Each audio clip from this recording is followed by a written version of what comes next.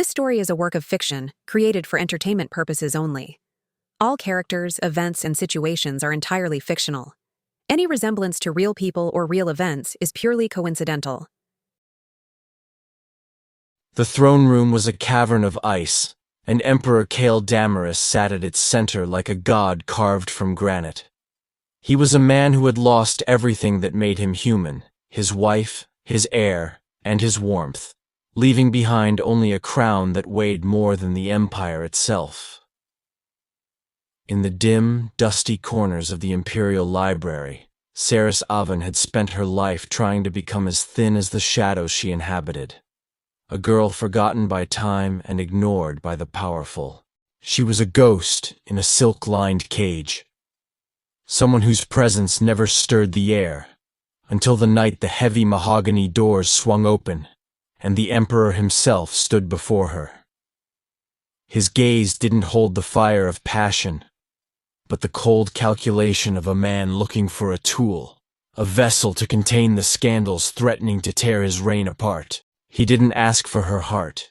He demanded a lie so profound it would rewrite the history of the throne, offering her a life of luxury built upon a foundation of absolute deception. Kael stood close enough for Seris to smell the faint scent of rain and old parchment clinging to his heavy furs. His voice a low vibration that struck directly at her spine.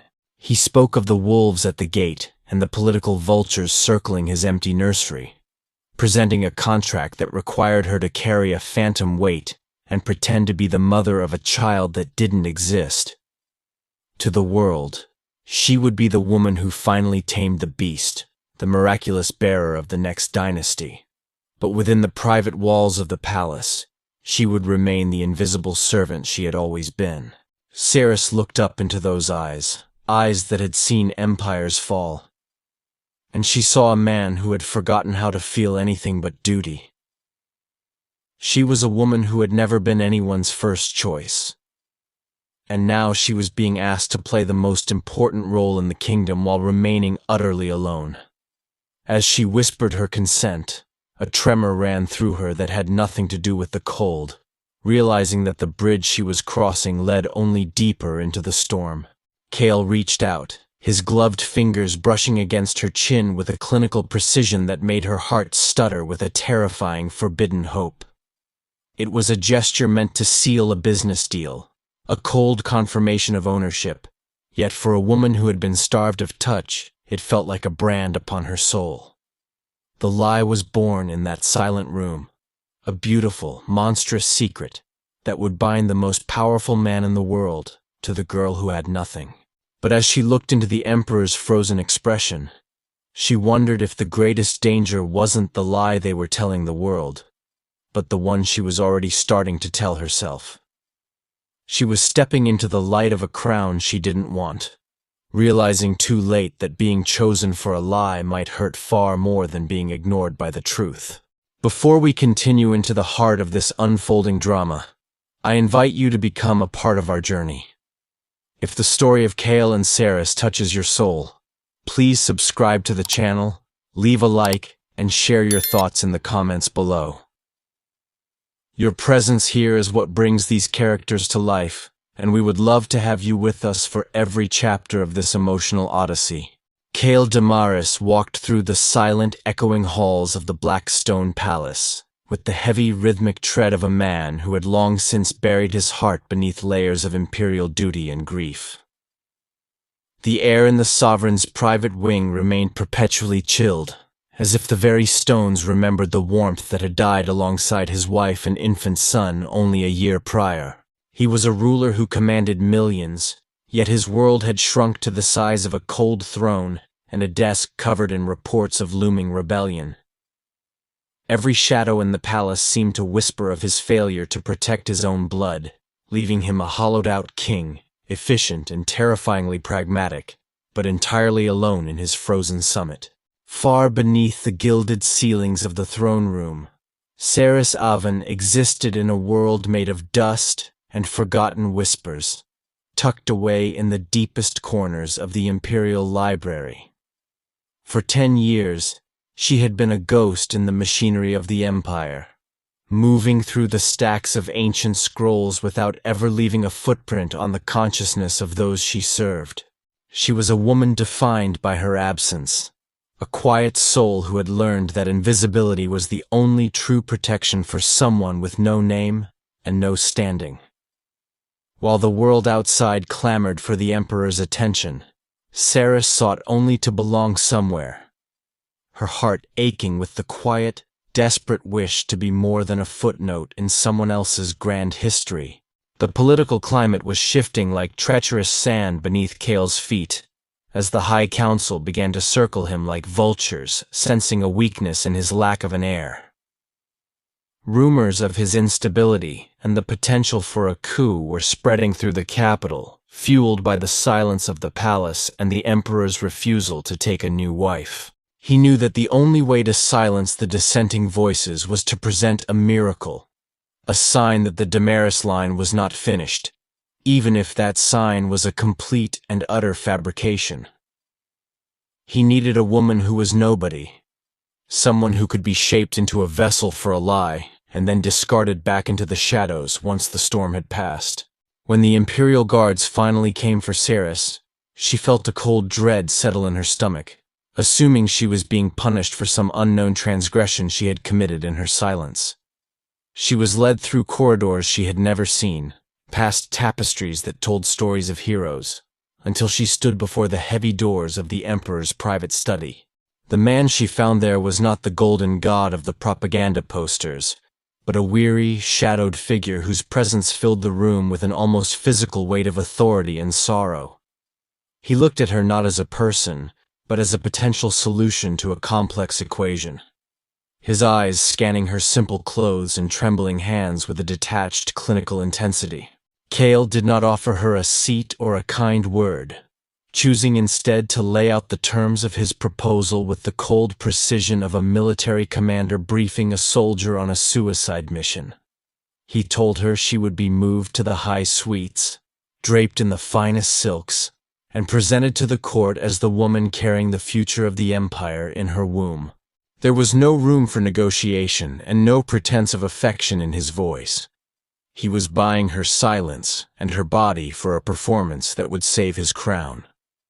Seris felt the familiar sting of being used, the realization that even in this grand moment, she was merely a tool being picked up by a master who didn't care for the iron soul. The transition from the library's suffocating dust to the high suites of the imperial palace felt like a sudden plunge into deep, freezing water. Seris stood in the center of a room larger than the entire cottage she had grown up in, her feet sinking into carpets that felt like clouds made of spun gold. The air here was heavy with the scent of jasmine and expensive oils, a stark contrast to the smell of old paper and neglect she had carried for a decade. She felt like an intruder in her own life, a common bird trapped in a cage made of diamonds and high expectations. Every reflection in the tall silver mirrors reminded her that she was wearing a face that did not belong to her. Dozens of silent attendants swarmed around her like pale moths, draping her limbs in fabrics so fine they felt like a second, more beautiful skin. They scrubbed the ink stains from her fingers and wove pearls into her hair, transforming the invisible servant into a vision of imperial grace. Kael watched this metamorphosis from the doorway, his arms crossed over his chest, and his expression as unreadable as a frozen lake. He did not offer a compliment or even a nod of approval. He merely observed her as one might inspect a piece of weaponry before a siege. To him, the silk and the jewels were nothing more than a necessary camouflage to hide the truth. For Kael, every second spent in her presence was a reminder of the empty chairs at his dinner table and the silence in the nursery that should have been filled with laughter. He had chosen Seris specifically because she was a vacuum, a space where no one would look for depth or find a reason to ask difficult questions. He told himself that keeping his heart locked behind iron gates was the only way to survive the crushing weight of his crown and his conscience.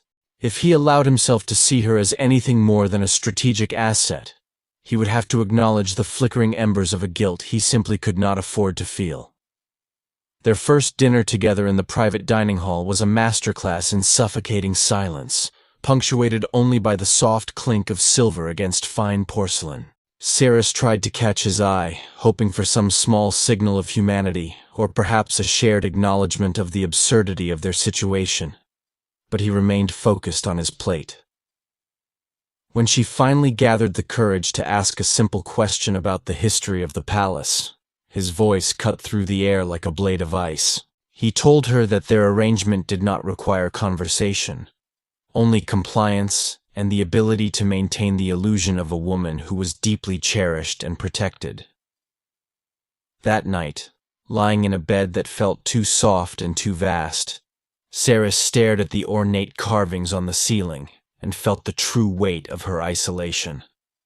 The silence of the high suites was far more deafening than the quiet of the library, for it was a silence filled with the expectations of an entire empire. She understood now that she had traded her physical invisibility for an emotional one, becoming a public symbol while remaining a private ghost. Her heart, long accustomed to being ignored, began to ache with a new, sharper kind of hunger. She didn't just want to survive this grand deception. She wanted to know what it felt like to be truly seen. The Emperor spent his nights pacing the long gallery that overlooked the locked doors of the imperial nursery, a wing where time had stopped the moment his infant son stopped breathing.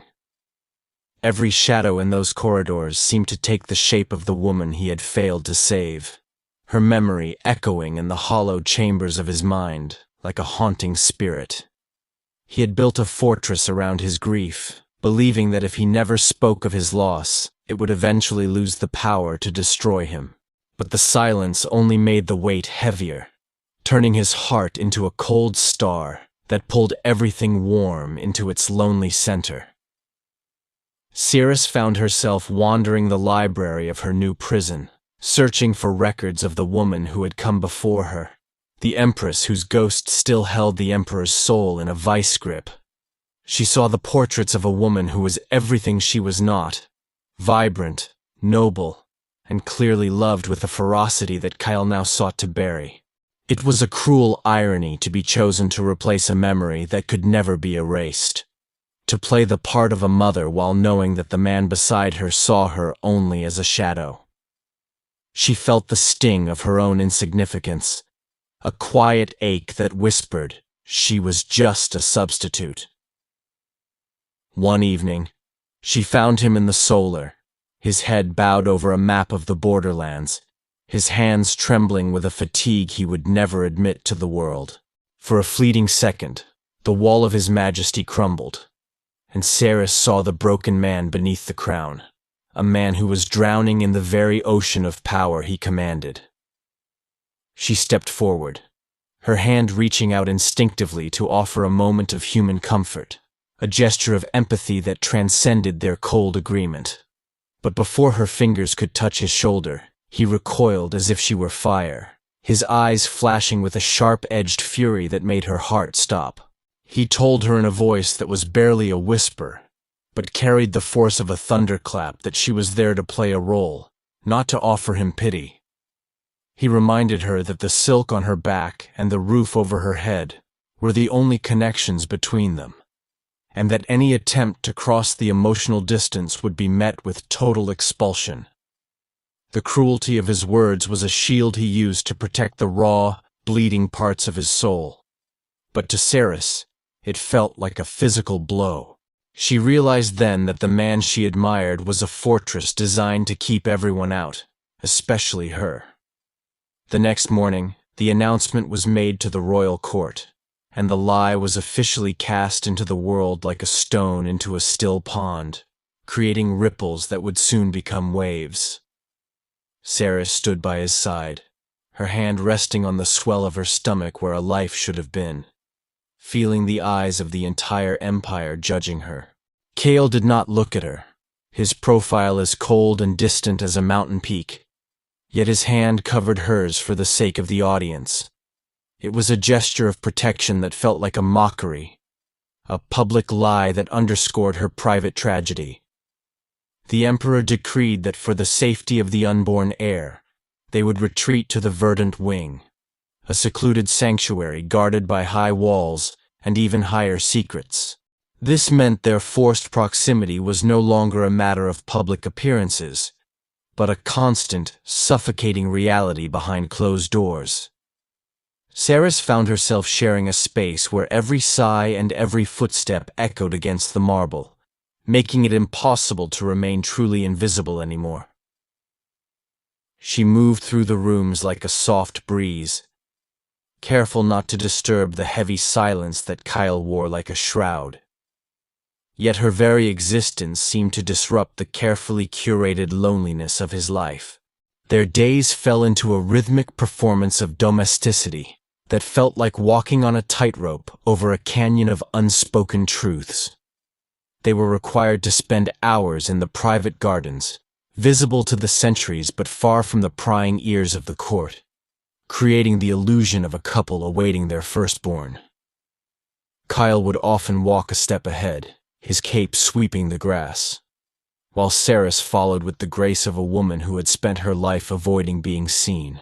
In these long, quiet afternoons, the air between them grew thick with a tension that neither could name, a magnetic pull that defied the cold terms of their contract.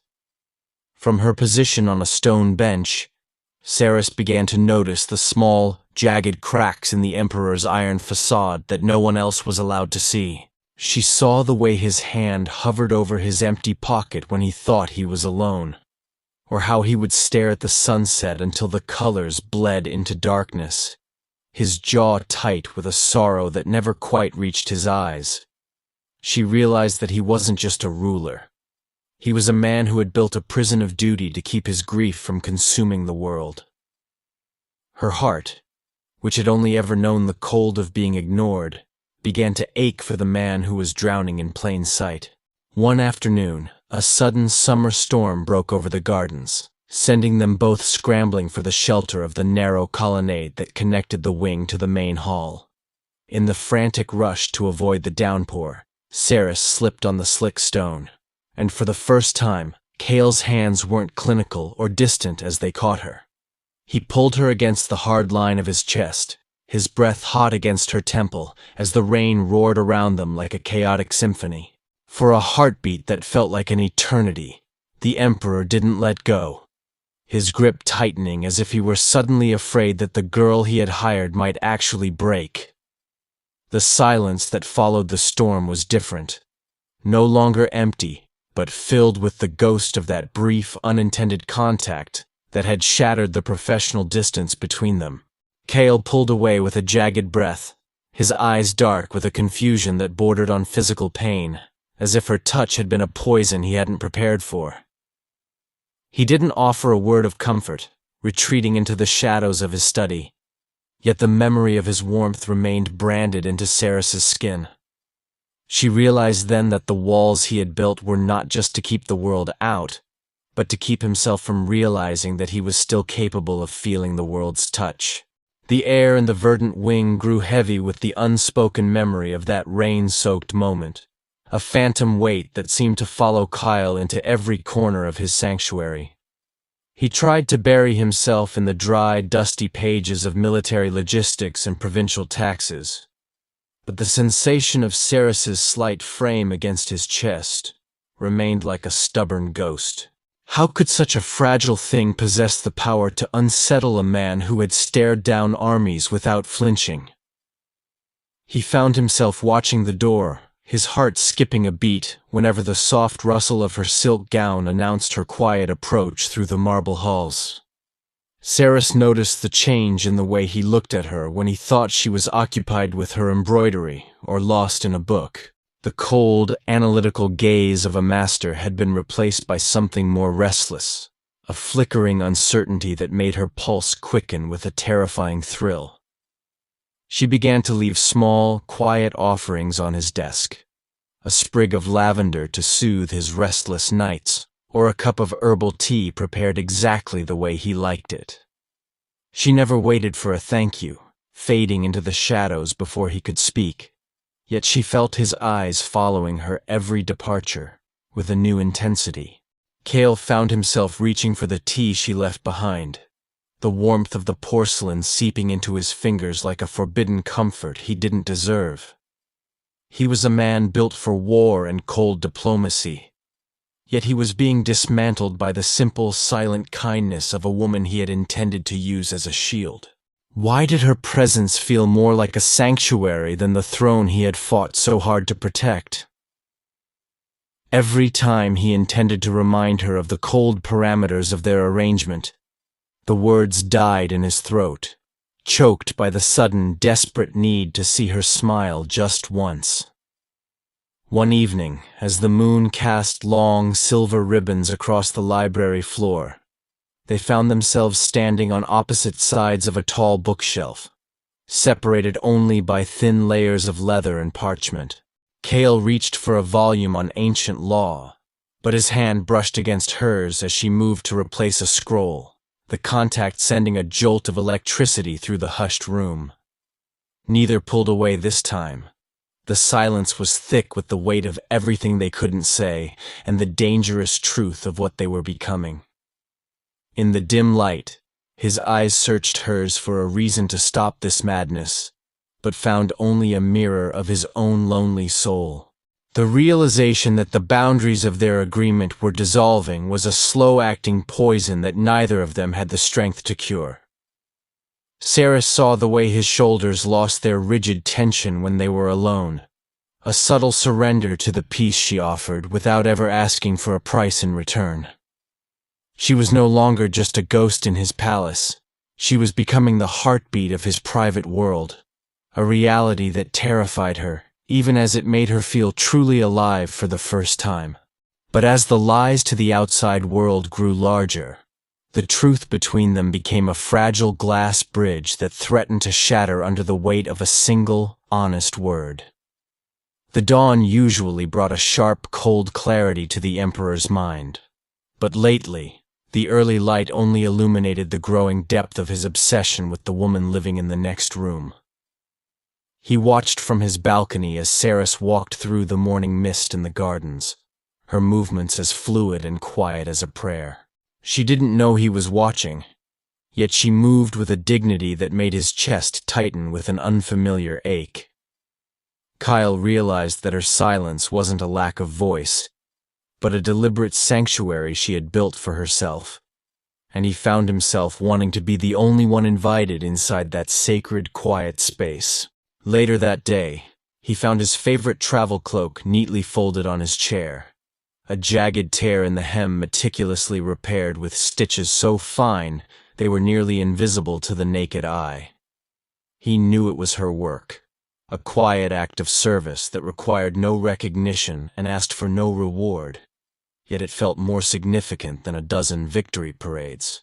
Kael ran his thumb over the smooth silk thread, wondering how many hours she had spent working in the dim light just to make his life slightly easier. These small, unprompted kindnesses were beginning to erode the heavy, iron foundations of his heart, leaving him feeling exposed and dangerously human. He tried to summon the memory of his late wife to steady his resolve, but the image was starting to blur at the edges, replaced by the persistent, soft reality of the girl from the library. The guilt of his fading grief felt like a leaden weight, making him wonder if he was betraying the dead by allowing the living to offer him peace.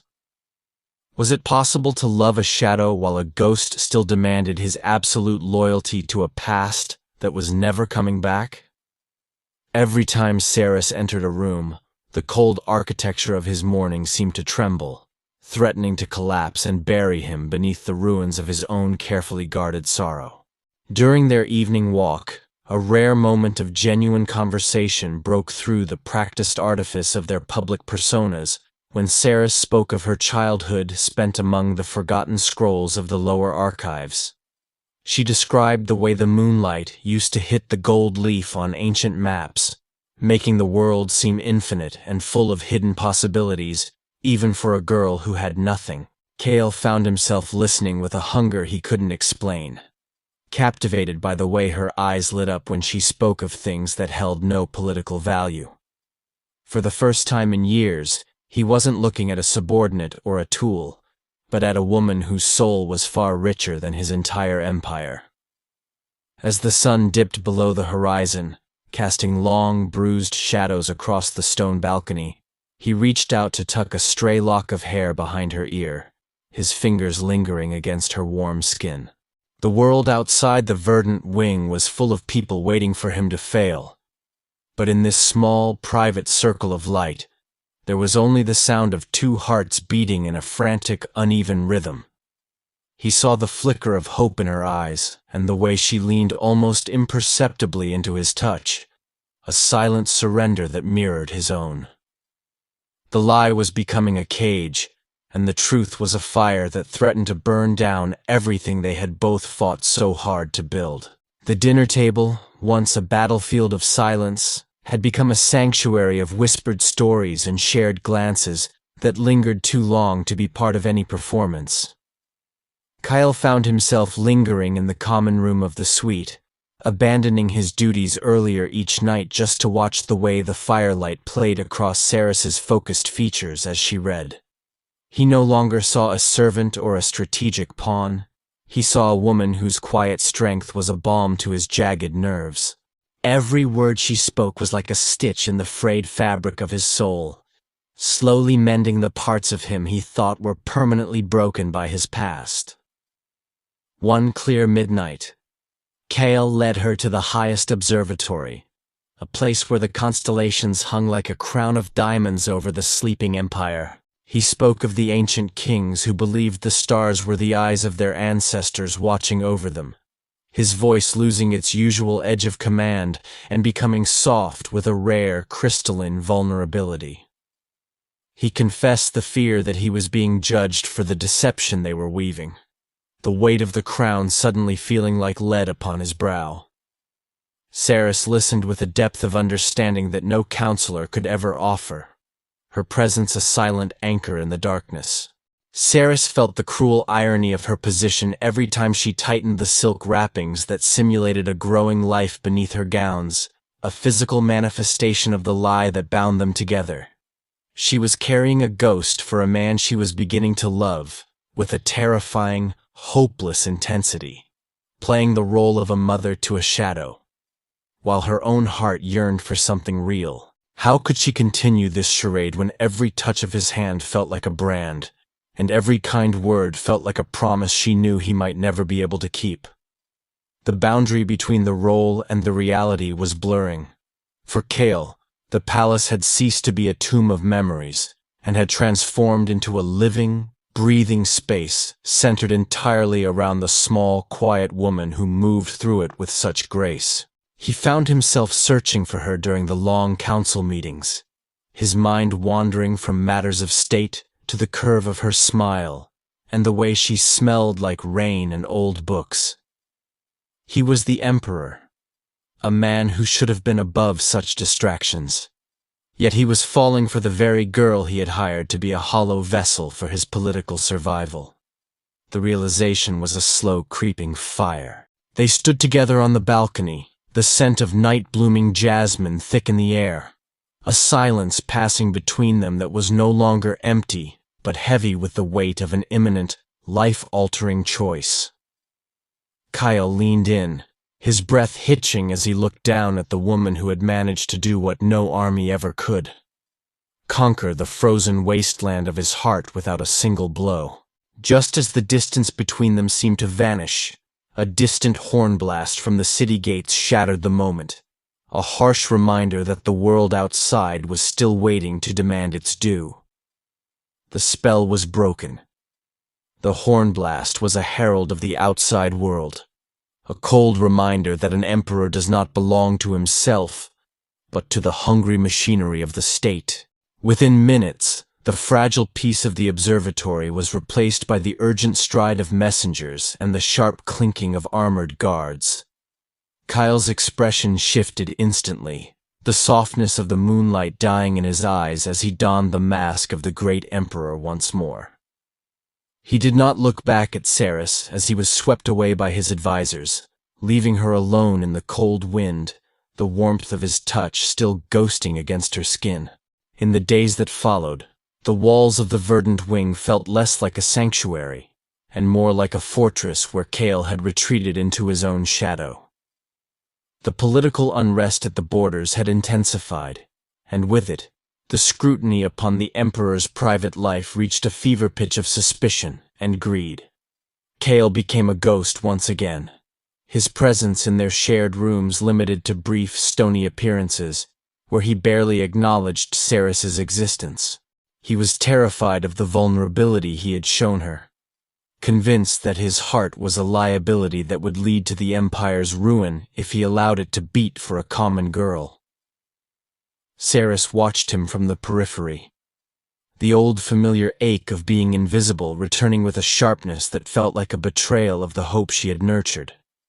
She realized that the more he cared, the further he would push her away, his fear of loss manifesting as a cold, impenetrable wall of imperial silence. Every time she reached out to offer a word of comfort, he met her with a gaze so detached it felt like a physical blow to her spirit. She was the mother of his lies, a temporary fixture in a grand design, and she began to wonder if the man she loved had ever truly existed at all. The external pressure arrived in the form of Duke Valerius, a man with eyes like a hawk and a tongue dipped in the venom of political ambition. He requested a private audience with the Emperor and his consort, his gaze lingering on Seris's midsection with a calculating intensity that made her blood run cold. He spoke of the line of succession with a thinly veiled threat, questioning the legitimacy of a pregnancy that had appeared so suddenly after the Emperor's long period of mourning. The air in the room turned brittle as Kael's hand tightened on the arm of his throne, the lie they had crafted starting to crack under the weight of such predatory observation. That night, the distance between them felt like a vast, uncrossable ocean, even as they stood only a few feet apart in the dim light of the study. Kael's fear of losing the crown was now overshadowed by a darker, more primitive terror, the fear of what would happen to Seris if the truth was ever revealed. He saw the way she looked at him, her eyes filled with a quiet, devastating resilience that he didn't deserve, and it broke something inside him. The high stakes of their gamble were finally becoming clear, and the realization that their love was built on a foundation of impending disaster made the silence between them feel like a death sentence. The shadow of Duke Valerius hung over the palace like an omen, casting a chilling shade over every interaction between Kael and Seris. Kael knew the Duke wouldn't stop at mere questions. He would dig into archives, bribe servants, and watch the midwives like a predator waiting for a stumble. The Emperor's jaw remained perpetually tight, his mind a battlefield where duty to the throne clashed violently with the growing need to keep Seris safe from the coming fire. He realized the lie he created to save his crown was now the very thing that might destroy the only woman who made him feel alive. Every morning, as she strapped the silk-padded forms to her body, Seris felt a crushing wave of shame that no amount of royal jewelry could ever fully disguise. This physical deception was a constant reminder that her presence in the Emperor's life was based on a void, a phantom child that could never take a breath or scream for its father's attention. She looked in the mirror and saw a stranger, a woman playing at being a mother and a queen, while the real Seris remained trapped in the library of her own forgotten past. The weight of the silk felt like iron chains, binding her to a man who looked at her with desperate longing. Kael entered the sitting room late one night, his eyes bloodshot from hours of reviewing the border fortifications and the whispers of treachery within his own council. When Seris moved to help him remove his heavy traveling cloak, he snapped at her, his voice a jagged edge that cut through the silence like a winter frost. He told her to keep her distance and remember that she was only a temporary guest in this suite, a tactical maneuver designed to protect his own crumbling defenses. But as she retreated with a look of quiet, dignified hurt, He caught sight of her trembling hands and felt a sharp, agonizing surge of regret. They lived like ghosts in the same house, sharing meals in a silence so thick it felt as though they were breathing in dust rather than air. Kael slept in his study, claiming the workload was too great. But the flickering candle beneath his door told a story of a man who couldn't find rest in a bed that felt empty without her presence nearby. Seris walked the long corridors of the verdant wing alone, her footsteps echoing the hollow rhythm of a heart that was being broken by the very man she would have given her life to save. They were playing a happy family for the world, yet in the shadows. The high priest announced the rite of the first light, a traditional ceremony where the emperor and his pregnant consort were required to stand before the gods to bless the coming heir. This was not a private dinner or a quiet stroll. This was a public display of faith that would put their lie under a magnifying glass of ancient ritual.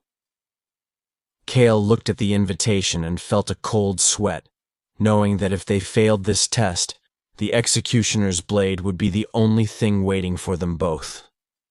He looked at Seris, seeing the terror in her eyes, and realized the play was reaching its most dangerous act. The morning of the rite of the first light arrived with a sky the color of a bruised plum, heavy with the promise of a cold, unforgiving rain. In the inner sanctum, Seris was draped in the veil of the unborn, a heavy, translucent fabric embroidered with silver thread that was meant to symbolize the purity of the coming dynasty. Her hands shook as she fastened the intricate clasps, the silence of the room amplifying the frantic thudding of her heart against her ribs. She felt like a sacrificial lamb being prepared for an altar, knowing that thousands of eyes would soon be searching for a truth she did not possess. Kael entered the dressing room, his ceremonial breastplate gleaming under the torchlight like a second skin of frozen steel. He stood behind her, his reflection in the tall mirror looking like a vengeful deity from a forgotten myth, his eyes fixed on the silver veil. For a moment, his hand hovered near her shoulder, a phantom gesture of comfort that he quickly pulled back as if burned by the very thought of intimacy. He told her, in a voice as sharp as a diamond, that she must not falter or look away from the high priest's gaze. The coldness in his words was a desperate attempt to ignore the way her scent was unraveling his resolve. As they emerged onto the great balcony overlooking the cathedral square, a roar of 100,000 voices rose like a tidal wave, a sound of hope that felt like a physical weight upon Seris's shoulders. She walked with her hand resting on the padded swell of her stomach, feeling the crushing guilt of receiving the love of an entire nation for a child that was nothing but air and silk. Every cheer was a needle prick to her conscience, a reminder that they were building a future on a foundation of shifting sand and hollow promises. Kael's grip on her arm was iron, a silent command to maintain the mask while his own soul was screaming. The high priest approached with the sacred censer, his eyes milky with age but sharp with a terrifying, intuitive wisdom that seemed to look right through the layers of fabric. He began the incantation of blessing, his hand reaching out to touch the life Seris was supposedly carrying, a moment where the entire world seemed to hold its collective breath. Seris felt the air leave her lungs, her eyes meeting Kael's in a split second of shared, agonizing terror that transcended their status and their agreement. In that look, there was no emperor and no servant, only two drowning people clinging to one another in the middle of a storm they had created. They managed to complete the ritual, retreating into the cool shadows of the palace as the crowds began to disperse into the graying afternoon. The silence that met them in the corridor was jagged and heavy, the adrenaline of the performance leaving a bitter, metallic taste in their mouths. Kael finally let go of her arm, his fingers leaving faint marks on her pale skin, a testament to the sheer force of his desperation. He did not say a word as he turned toward his private chambers, his cape sweeping the floor like a funeral shroud. Seris stood alone in the hallway, realizing that the successful lie had only pushed them further. The silence of the verdant wing after the ritual was a suffocating shroud that neither Kael nor Seris knew how to lift. For Seris, the physical sensation of the padding against her skin had become a constant reminder of the fraud she was perpetrating against the very people she wished to serve. She spent her nights staring at the moon through the high windows, wondering if the gods would punish her for stealing the reverence meant for a true mother. Her body felt weary from the constant tension, but it was her heart that felt truly exhausted, heavy with the growing weight of a love that had no right to exist in a world built on shadows. Outside their private sanctuary, the political storm was far from over, as Duke Valerius began to plant his own eyes and ears within the palace walls. The servants' whispers became sharper, and the air in the hallways grew thick with the unspoken questions of those who stood to lose everything if the Emperor's new heir was a fiction. Kael felt the walls closing in, his every movement monitored by the vultures of the court, who waited for a single lapse in his ironclad composure. He knew that the lie was no longer just a shield. It had become a target, and the woman he had intended to protect was now standing directly in the line of fire. Kael found himself retreating into the cold corridors of the past, seeking refuge in the memory of his first wife as a way to punish himself for the warmth he felt when Seris was near. He looked at the old portraits with a sense of betrayal, feeling the ghost of his former life pulling him back while the living, breathing reality of Seris pushed him forward into an uncertain future. Was it a sin to find comfort in a lie when the truth had been so devastatingly cruel? He wanted to scream at the silent marble statues, demanding to know why a humble librarian had the power to make him forget the crown he wore and the grief he cherished. Seris began to notice the subtle ways the palace was changing around her, the once friendly faces of the handmaidens now replaced by the cold, calculating stares of those who served the Duke's interests. She felt the isolation of her position more acutely than ever before, realizing that she was a queen in a palace that wanted her gone, and a woman in a bed that was always cold. The fear of being discovered was slowly being eclipsed by the fear of being forgotten by Kael once the ruse was finally over. She was a temporary bridge over a chasm of power, and she knew that once the crossing was done, the bridge would be burned. One evening, a servant accidentally spilled wine on Seris's gown, the liquid soaking through the layers toward the secret padding she wore beneath the silk. Kael moved with the speed of a predator, his hand clamping around the servant's wrist with a force that made the man gasp in pain and terror. The room went deathly still, as the Emperor's eyes flashed with a lethal protective fire that was far too intense for a man merely defending a political asset. In that moment of naked fury, the truth was almost exposed, not by the servant's clumsiness, but by the undeniable fact that Kael was no longer acting for the sake of the Empire, but for her. The room cleared in a blur of terrified apologies, and the frantic scuttle of servants escaping the Emperor's wrath. When the heavy oak doors finally thudded shut, the silence that remained was jagged, vibrating with the echoes of Kael's sudden, violent protection. He stood with his back to Seris, his chest heaving as if he had just finished a duel, his hands still clenched into white-knuckled fists. Seris clutched her stained gown, the wet fabric cold against her skin, but it was the heat radiating from him that made her tremble. He hadn't just protected a political secret, he had bared his soul in a way that left them both feeling dangerously exposed. Kael turned slowly, his eyes searching hers with a ferocity that made her want to retreat and move closer all at once. He asked her if she was harmed, his voice a low, damaged rasp that betrayed the terror he had tried to mask with anger.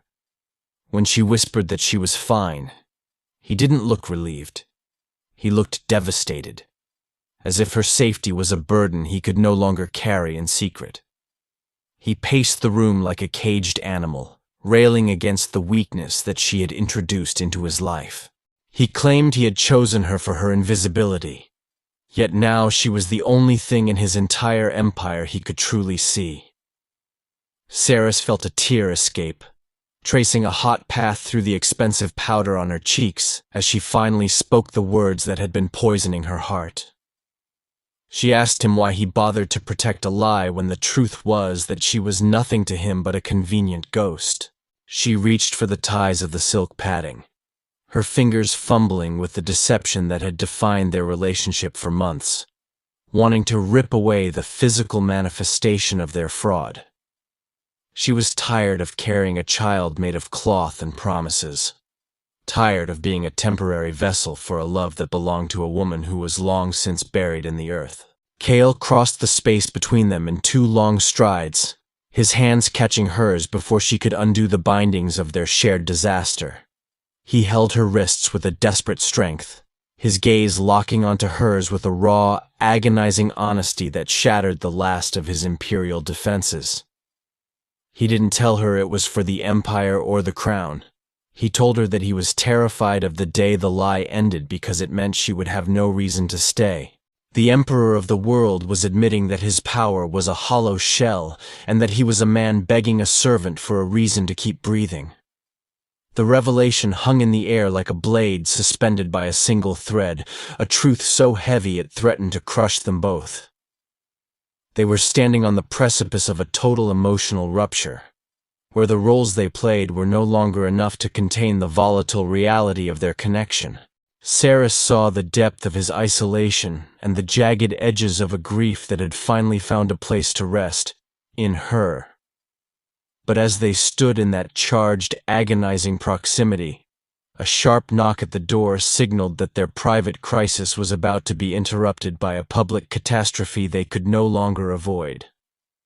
The door groaned open to reveal the Imperial Chancellor, flanked by 2 stone-faced physicians whose robes bore the sigil of Duke Valerius. The air in the study, which moments ago had been thick with the heat of an unspoken confession, turned instantly to ice. Kael didn't let go of Seris's wrists immediately. His grip lingered for a fraction of a second, a silent transmission of strength before the mask of the great emperor descended once more. He stood tall, his shadow stretching across the floor like a dark warning, while Seris felt the sudden, violent return of the world that demanded her absolute destruction. The Chancellor's voice was a practiced cadence of false concern as he spoke of the Duke's worries regarding the Empress's health following the earlier incident with the servant. He cited an obscure, ancient protocol that allowed the High Council to demand an immediate examination by independent physicians to ensure the safety of the imperial line. It was a transparent trap, a cold and calculated move to strip away the silk and reveal the hollow truth beneath. Kael's jaw tightened until the bones seemed ready to snap, his eyes flashing with a lethal intensity that promised blood if any hand dared to touch her. Seris felt the walls of the palace closing in like the jaws of a great golden beast, her breath coming in shallow, panicked gasps that she fought to conceal. Every eye in the room was a weapon, every silence a verdict, and she realized that the man standing before her was about to sacrifice his crown for a ghost. She looked at Kael's rigid back and felt a devastating surge of love that was more painful than any lie they had ever told. She was no longer just an invisible librarian. She was the catalyst for a civil war, a woman whose mere existence was now a threat to the throne. Kael stepped forward, his voice a low, terrifying rumble that seemed to shake the very foundations of the room as he refused the council's intrusive demands. He invoked his absolute authority as the sovereign. But the Chancellor stood his ground, bolstered by the whispers of treachery that had already begun to circulate through the capital. The tension was a physical cord stretched to the point of snapping, a moment where the weight of the crown and the weight of the heart were finally equal. He was fighting for her, not as his queen, but as the only person who had ever truly seen the man behind the gold. In the chaos of the confrontation, The Duke himself stepped from the shadows of the hallway, his smile a thin, sharp line of triumph that made the blood run cold. He didn't ask for a doctor. He threw a bundle of old, dusty library records onto the mahogany desk. Documents that proved Seris Avan was nothing more than a common servant. The accusation hung in the air like a poisoned arrow, stripping away the luxury and the titles until there was nothing left but the raw, bleeding truth of their deception. The lie was dead, and as the Duke pointed a trembling finger at Seris, the Empire's judgment finally arrived. The Duke's voice echoed through the chamber like the strike of an executioner's axe, leaving a ringing silence that felt more violent than any scream. Seris stood frozen, the heavy silk of her gown suddenly feeling like a shroud for a life that was ending before it had truly begun. The library records scattered across the table were tiny scraps of paper, yet they held the power to topple a dynasty and send her to the gallows for high treason. She looked at Kael, waiting for the cold mask of the Emperor to turn on her, expecting him to cast her to the wolves to save his own divine right to rule. Duke Valerius moved closer, his eyes gleaming with a predatory hunger as he demanded the immediate arrest of the impostor who had dared to mock the imperial lineage. The guards shifted, their armor clanking with a sound that signaled the end of the fairy tale, and for a heartbeat, it seemed the entire palace was holding its collective breath. Seris felt the weight of her own insignificance crushing her.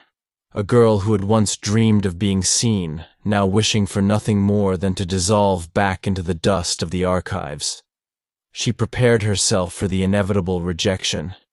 For the moment, Kael would deny ever knowing the woman behind the fraud. Instead of retreating, Seris stepped forward, her hands trembling as she reached for the silver veil that symbolized her stolen status, her voice finding a strength she didn't know she possessed.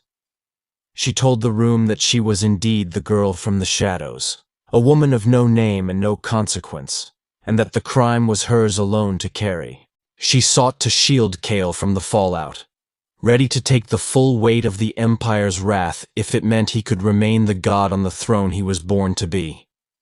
In that moment of absolute ruin, her love was a sacrifice offered to a man who had everything but her.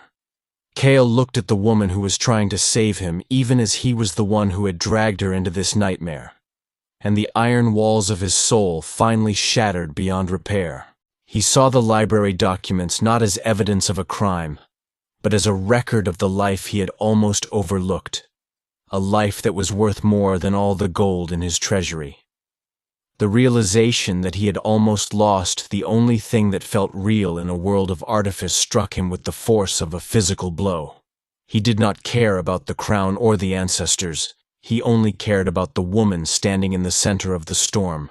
With a slow, deliberate movement, the Emperor reached out and pulled Seris behind him, placing his body between her and the baying hounds of the High Council in a gesture of absolute defiance. He did not deny the records or the deception. Instead, he looked at the Duke with a cold, terrifying clarity that silenced the room. He told them that he had chosen a woman who saw the man behind the crown, and if that was a crime against the Empire, then he would be the first to burn it down. It was a choice that signaled the death of the Emperor and the birth of a man who would finally fight for love. The Duke's face paled to the color of bleached bone as he realized that the Emperor's fury was no longer directed at the threat to his throne, but at the threat to the woman standing in his shadow. Kael did not lower his gaze or offer a word of apology for the elaborate deception that had kept the Empire in suspense for months. Instead, he stepped into the center of the room, his presence expanding until he seemed to dwarf the very pillars of the chamber. A man who had finally found something worth losing everything for. He commanded the guards to stand down, his voice carrying the resonance of a king who no longer cared for the rules of a game he had already won in his heart. The transition from a political alliance to a visceral, protective bond was visible in every line of Kael's rigid posture and the way he reached back to hold Seris's hand. For the first time in his long, lonely reign, he wasn't acting as a sovereign protecting an heir, but as a man defending his peace and his future. He spoke to the council not of lineage or divine right, but of the woman who had walked into his frozen life and brought the first hints of spring to a dead heart.